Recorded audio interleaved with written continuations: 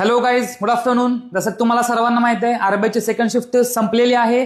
तर पटपट एका मिनिटाच्या आत आपण पूर्ण शिफ्टचा रिव्ह्यू घेऊया. इंग्लिश खूप सोपं होतं.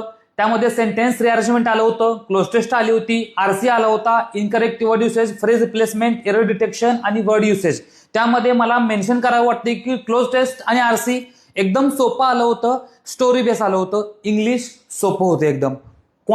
क्वांट सुद्धा सुपर इझी होतं. फक्त काही लोकांना सुपर इझी म्हणण्यापेक्षा आपण इझी टू मॉडरेट म्हणू शकतो, कारण काही लोकांना केसलेट आहे ती थोडीशी ट्रिकी गेलेली आहे. Otherwise simplification, number series, missing number series आले होती, डीआय, अर्थमॅटिक 7 ते 8 आले होते. अर्थमॅटिक मध्ये 1 ते 2 ट्रिकी होते, बाकी सगळं सोपं होतं.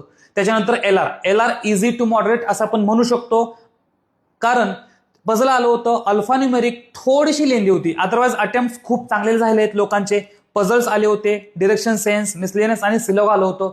एलआर सुद्धा इझी म्हणू शकतो आपण, फक्त काही लोकांना थोडंसं अल्फान्यूमेरिक लेंदी गेलेलं आहे. अदरवाईज संपूर्ण पेपरचा रिव्ह्यू घेतला तर सोपा होता. फक्त एक केसलेट आणि यातले अल्फान्यूमेरिक तेवढंच लेंदी होतं. That's it. नेक्स्ट शिफ्टला कॉन्फिडन्सने जावा. पेपर सोपा येतोय, जसं की मागच्या वर्षी येत होता तसंच या वर्षी पेपर येतोय. काहीही काळजी करू नका, बिनधास्त पेपर अटेम्प्ट करा. थँक्यू.